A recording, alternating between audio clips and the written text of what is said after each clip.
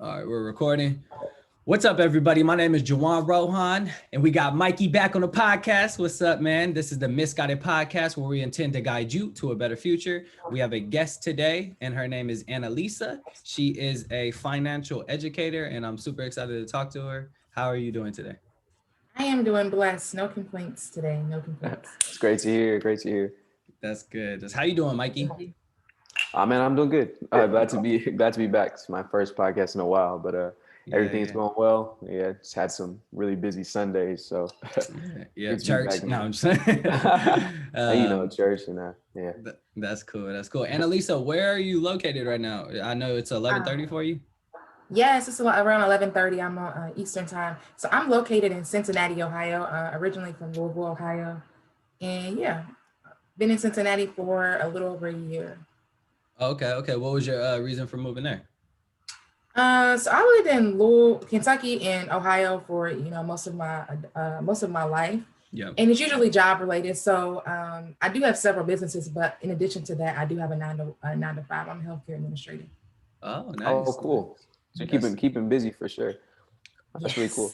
Yes. How long have you been working in the healthcare field?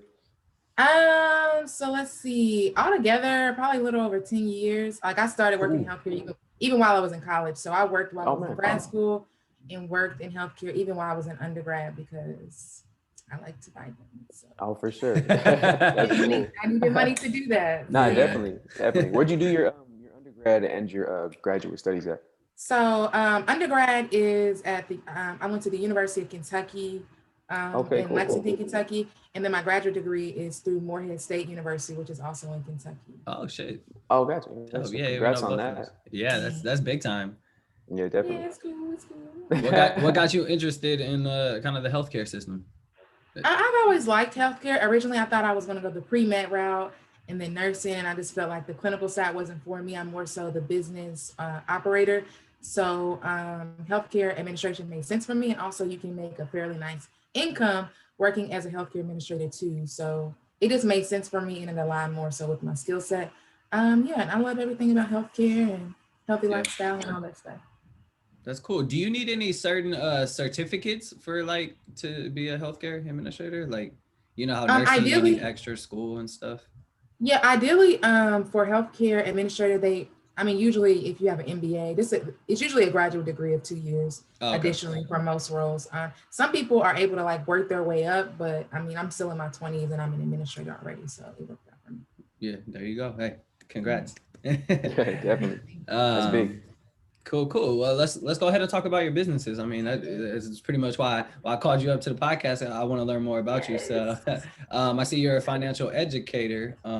Let's go ahead and hear your story. How you got started into that? So 2020 has been a very interesting year for Annalisa. Things are just moving very, very rapidly. So, I know a lot of people had experienced some very sad moments within 2020, but if I just look at my life and me individually, 2020 was a great year for me. Mm-hmm. So as a financial educator, let me just see. So people have always come to me in regards to budgeting, money things, especially ever since I paid off all my debt in early 2019. People always ask how'd you do it?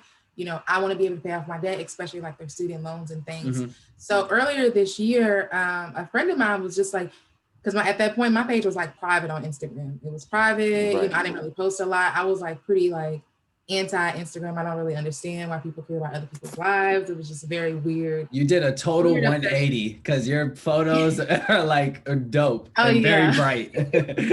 I completely flipped it, rebranded everything. Yeah. But someone was just you really need to get on live a little bit more, let people know who you are. So I did my first Instagram live, and that's when Financial Flex started. So basically my financial literacy show started on Instagram in early March.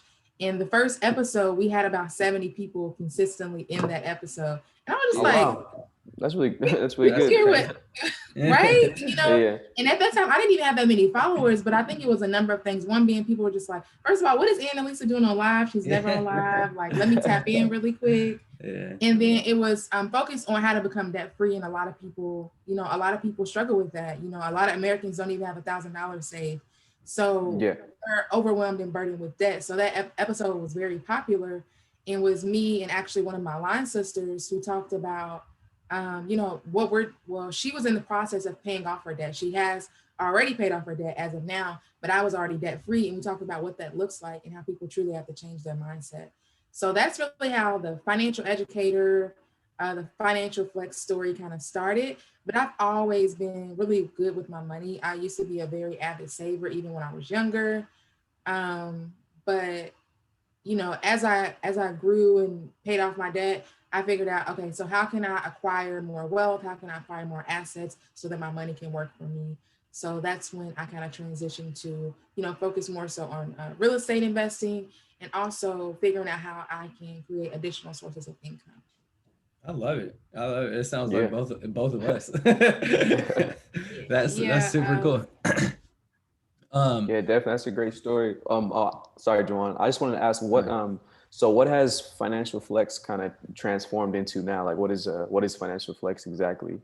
So Financial Flex is currently on IG Live. We'll be transitioning into YouTube Live at the beginning of 2021. So basically it's an opportunity for entrepreneurs, business owners, and early careers to come on my platform and just talk about their financial success. Sometimes we don't always get to hear the stories of, your young entrepreneurs, people transitioning from your 9 to 5 to just being a full-time business owner. I think people a lot of times just see the good side of it. So we try to share both sides of it, but also that you don't have to stick to a 9 to 5 to make money, right? There's other opportunities to do that. And so we oftentimes promote having more than one source of income. So you'll get people on the podcast, on my episodes that have multiple streams of income. You'll get a lot of real estate investors. The guy that I just had this past Thursday, he has like 3 different businesses. He's an investor and, he just turned 30. So we have a lot of young entrepreneurs on Financial Flex, really just to inspire my guests to be their own personal finance goals and really shift their mindset. Nice. That sounds really cool. Sounds like it's a really good place to bringing people together to network and also just to inspire and give more ideas on investing and branching out into further streams of income. For sure. It's great. Great conversation. Yeah, definitely. I'd love to join in one of these days. Yeah, we can definitely get that going. What is crazy is like I just told you all that I started Financial Flex like early spring, end of like winter to spring transition. And like now people are like asking to be on Financial Flex is like crazy to me. Or even people are requesting, they're like, can you get somebody to talk about mobile home investing? Can you get someone to talk about option trading on Financial Flex? So it's like, that's inspiring for me to keep going. So right now I have like the first half of 2021 already booked. There you go. Which is insane. But I appreciate people wanting to, be on Financial Flex and feeling like, it's a source of information for other people. So that's true. Awesome. I hope you patent that name. That's a great brand. You know what? I just came up with it out of nowhere. So I definitely actually need to get on. Patent that ASAP. Yeah. Yeah. I just thought of it and was just like, okay, I think it makes sense. That's super cool. So I want to learn about your kind of I've had it moment. What was the tipping point? You said you paid off debt in 2019. I did as well. So what was kind of your tipping point and what made you do that? For me, it just made sense. So I'll be transparent and say I didn't really have a lot of student loans. Like I was even strategic when I was an undergrad. I was like, why do I have to get loans? I know I got to pay this back. Like let's be real. So I took out loans for like when I studied abroad, and then like anything else would have just been unnecessary because I was on scholarship for grad school too, which is usually rare for a lot of people. So I was fortunate, but I told myself that if I was going to go to grad school, somebody's going to need to pay for it. So I already put that out there and it worked out beautifully for me. But, I had about $30,000 in debt combined with some of my student loans, car loan, and then some credit card debt. And at that time I was making okay money. But for me, when I talk about my debt-free journey, I try to tell people, let's figure out how you can increase your income so you don't have to completely restrict your life so you can pay off debt. Like, let's just figure out how we can make more money for you. So for me, I got a second job, and that job ended up paying sometimes more than my 9 to 5 job. So all that extra money, I was just like, let me just pay off this debt and get rid of it because that just made the most sense, especially, transitioning as a young adult, you don't want to take that debt into anything new, like new relationships and stuff like that. So I'm just like, let me go ahead and pay off this debt really quick. It's not that much. And yeah, so, I was very strategic about it and just paying it off. What was your second job that you got, if you don't mind? It was like a very, very random job, like very random job. It was like a brand ambassador for like an e-cigarette company, and like I don't even know anything. What? So it was like, but y'all have to like look. They paid so well. Like I was getting like 4-figure checks, just random, like doing nothing. Like, guess because e-cigs are so bad for you that they really needed help. but I think the company was like some company from like Japan or something. I don't know. All I know that is they were paying me well and paying me every week and helped me pay off my debt. So I was able to like bring other people on to do that too. And they were able to make money. I don't think they put it towards their debt, but that's not my business. But yeah, so I did that for a while, and I ended up moving to Cincinnati. So yeah, so since being in Cincinnati, that's when I started real estate investing. Mm-hmm. So I don't know if you all, I don't know where you all invest, but the Midwest is very, very inexpensive to invest in. So, and also in Ohio, they have, yeah, and they have a lot of multifamily units in Ohio. So I always knew I wanted a house hack. So I bought a duplex in Cincinnati. Ooh, and I live on one side and I have a tenant on the other side. Nice. That's the way to go. That's the way to do it. I mean, it makes life easier for me, especially when you're young, you don't have children and things like that. I always tell people, figure out house hacking first. Like, don't look to buy your dream home. That doesn't make sense to me. You see a lot of people right now buying like single family homes and things like that. But I always encourage people figure out your strategy into real estate investing. Most people try the house hacking route by buying a multifamily unit and renting out some of the units and things like that. And then, so my goal is to expand my portfolio, probably in Cincinnati or within the Midwest, just because it's so inexpensive, and just figure out, what the best strategy is for the long haul. Yeah, no, that's a great plan. What books and kind of what got you into real estate investing? Like, did you read Rich Dad, Poor Dad? Like, what kind of path did you take, to get into real estate investing? Yeah. So I read so many books. I read Rich Dad, Poor Dad. I read Millionaire Investor, Real Estate Investor, Millionaire Next Door, all of those books. But even before that, even when I was in college, I was looking at multifamily units to buy because when I moved off campus and I was like living in apartments, like the third place that I lived at was a townhouse. And I had like 4 roommates, and I was just like, so we're giving this guy $1,500 and we're all just contributing like $400 each and some change. Like, how can I do that? Like, how, like that experience, I was just like, let me figure out what's really going on around here. That immediately was just like, oh, I really need to be doing what he's doing, because like legit, he's just collecting checks. I don't make it make sense for me. And these are really, really nice townhouses. Especially when you look at it from like a college perspective, it's always going to be people who need places to live. So at that point, me and my friend, we thought about real estate investing, and I was just trying to figure out what the best strategy was, what the best time to do it was.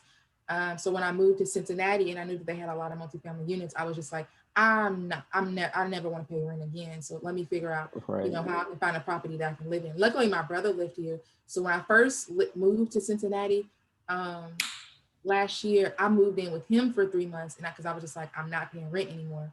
So I lived with him and his fiance for 3 months until I found my property. So I moved in here, and pretty much the rest is history. That's good. How did you acquire your first property when you moved there? How'd you find it? How'd you find a real estate agent? Did it need to be fixed up? No, it was moving ready. So I can tell you a little bit about that journey. So I was looking for a Black realtor in Cincinnati, and someone was already connected. I think it was like Black realtors or something. Someone recommended her to me and my friend, because actually my friend moved from Los Angeles to Cincinnati. She wanted to invest in real estate too, and she also wanted to get away from Los Angeles for a while. So we worked with this realtor. There were a lot of multifamily units that I went to, and I was just like, could I really live in this? I don't know.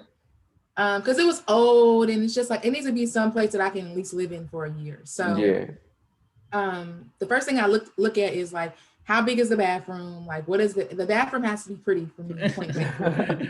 So like, if the bathroom is not doable, I'm just like, I gotta go. It's not for me. So once I found my current place, it's like the bathroom was like perfect. It was a side-by-side duplex. It wasn't that old. And I was just like, okay, let's put in an offer. So I woke up one day, and usually at this time, I was ready to move out of my brother's place because he has kids, and I was just like, oh Lord, help me. I can't take it anymore. So I was on realtor.com, and and at like 6 in the morning, I was like, oh my goodness, it's a new property on here. Never seen it before. I sent that to my realtor, and I was like, can we go see this today? So I left work on my lunch break, went to go see it. I love it, and put an offer in the same day.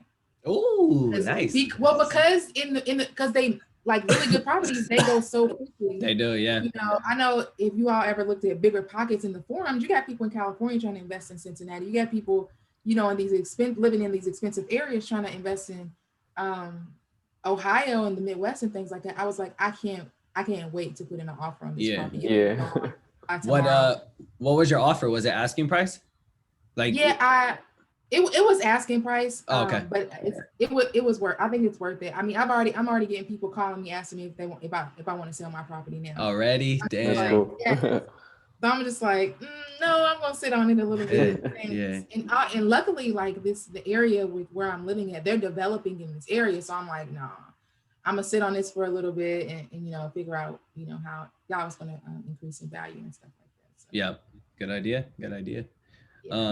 That's super cool. Let's go ahead and talk about what happens when you acquire a new client for your financial education. So take us through the process if someone needs some coaching, right, from you. Yes. What's kind of the process? So I used to do free discovery calls, but after talking to other entrepreneurs, they were just like, look, you need to start charging people. Yeah. So I currently charge people because and I've done free consultations before, which are fine, but what you learn is that people don't value free. So a lot of times people do things for free just to say they're doing it. But once you get access to you, and you give them information and they don't do anything with it, who wasted their time? You or them. Ooh. So I think it is important for people to, you know, charge people for consultations and figure out, you know, what value there is. Cause, you know, Annalisa's pretty busy. So, you know, I need to be able to get something out of the opportunity too. So as a financial educator, I can help people with helping them be accountable on their budget. I have a budget template, and then also how to become debt free. So if people purchase my How to Become Debt Free and Keep More Money in Your Pocket e-course, they have the opportunity to have access to my Facebook group. My Facebook group, we talk about like doing savings challenges, you know, what are our debt-free goals for this month, whether they want to pay off their credit card, whether they want to, you know, rewatch my course, go through my course again, just to take notes and things like that. So they do have access to that community. And then I also have the opportunity just to talk to people about their business ideas. A lot of times people have these ideas, they don't feel comfortable sharing it with their family, don't feel comfortable sharing it with their friends, but they have the opportunity to talk to me, and I'll give them feedback from a branding standpoint, and then, you know, letting them know how to start. So I'm all about starting businesses at very low cost. So I'm going to tell you, you don't need all the fancy stuff in the beginning until you actually start making money. A lot of times when people want to start their business, they're like, I need this, I need this, I need this. No, certain businesses that you start, you don't necessarily need to spend a lot of money for the business to get off the ground. Figure out how profitable it is first, and then figuring out how you can allocate those monies to certain things within your business. But in addition to Financial Flex, I also have a social media management and virtual assistant agency that I started, which is picking up like crazy. I know. I saw you posted your numbers like yesterday or today or something. Yes, that's it's crazy. Like it's picking up crazy, and I got so many like clients like in the pipeline to just meet with, and people ready to get started, which is amazing. So how do you even promote that? How do you even get clients for that? Is it just like word of mouth or like? So that's the thing is like at first, like I haven't done any paid promo for Elevated Assist is what the company's called. I haven't done any paid promo for it in like it's just been word of mouth, and like people have been referring people to me, and the internet people have just been so nice to me, and I appreciate all these internet people I have never met before. Internet people, they're on your side. Like they be so nice, and they're just like they'll refer people to me, like Sam. I know you all had him on the podcast before, from Black Real Estate Dialogue. He just texted me somebody the other day about needing a social media manager and things like that. So like it's really been word of mouth so far. So I've just recently just like been putting it out there, because there's two things I want to do with Elevated Assist. I want to be able to help small business owners become more profitable, because I'm sure you all know as entrepreneurs, it's so much to do, right? Yeah. In the beginning entrepreneur, you're the marketing director, you're the salesperson, you're doing all of these things. When in reality, you know, a lot of people are leaving income on the table because they're trying to do any and everything instead of outsourcing. So, exactly. You're not focusing on what's actually making you money, because you're busy. You're the accountant. You're focused on the budget, focusing on growth, marketing. That's exactly where I'm at right now. But everything. And like, to be honest, like at some point, like if you're making like 10,000, 20,000 a month, like, is it even worth you to be responding to people's DMs? Like, is your time like, how valuable is your time? Yeah. It's what you have to ask yourself. So that's when I speak with people, I'll talk about, if you're making $10,000, $20,000, $30,000 a month from your business, and you're the only one doing it, it's some of those small tasks, like your time is too valuable for you to be doing. So have a virtual assistant come in, have a social media management come in to help your business in the background, so you can focus on building the brand and strategies and things like that. Because usually as an entrepreneur, everything you're thinking about is, how can I monetize this? How can I make more money? And you truly keep turning it off. So like the day-to-day stuff, like leave that to somebody else so you can focus on expanding the brand. Yeah. Very true. Very true. For the virtual assistant stuff, you just started that?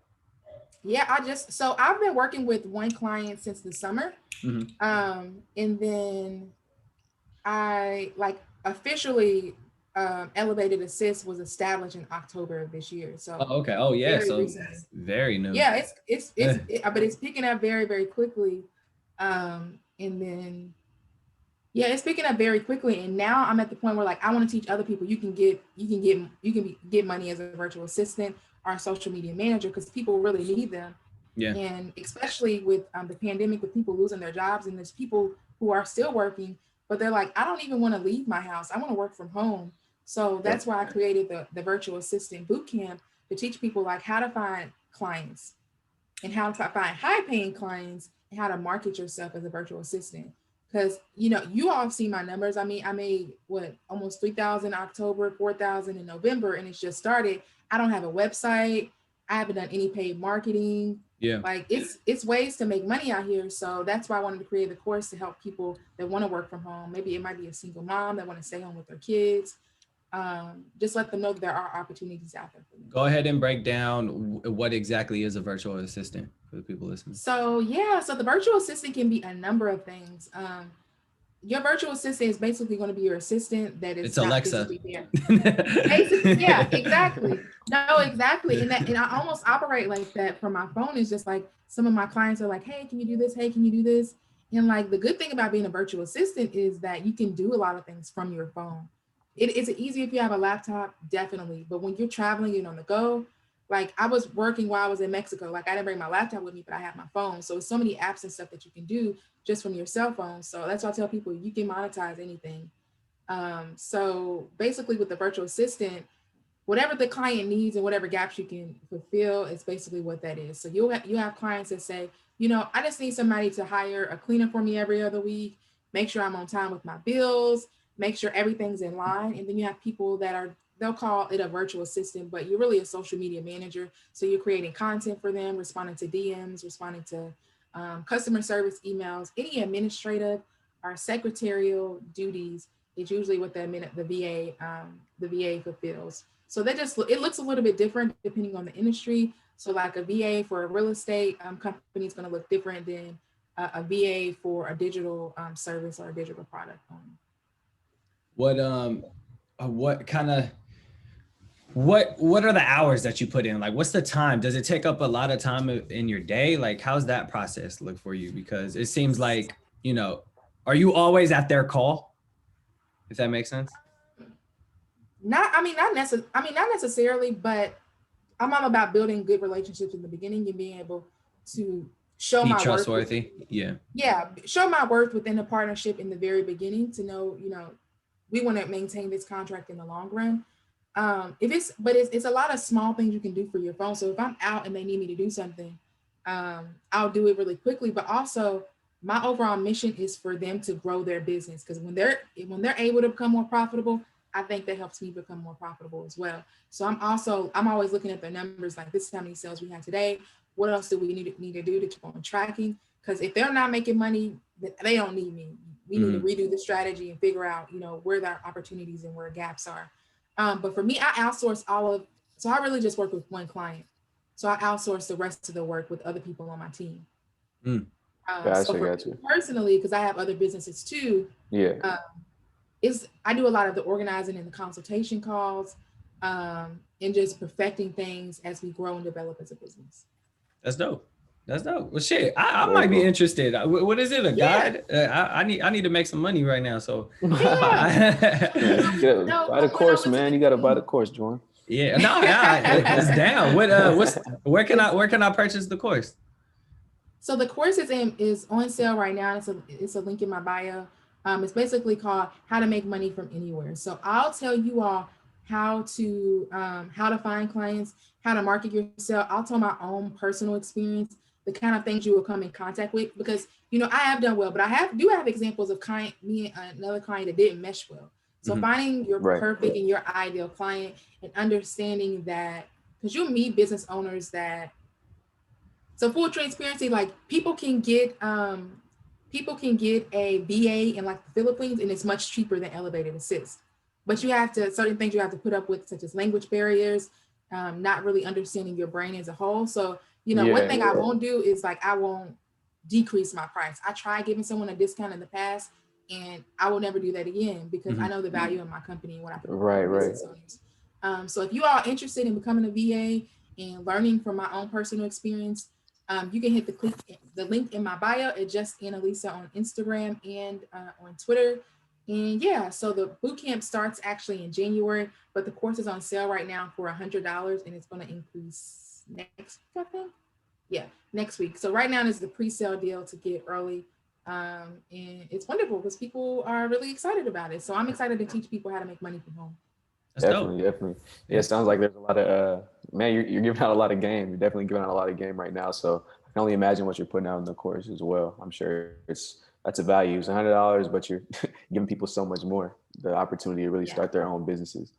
Yeah, it's a 3-day boot camp that's going to be via Zoom, but people have access to the content forever because it'll be recorded, and then That's cool. We'll repackage it up. Yeah.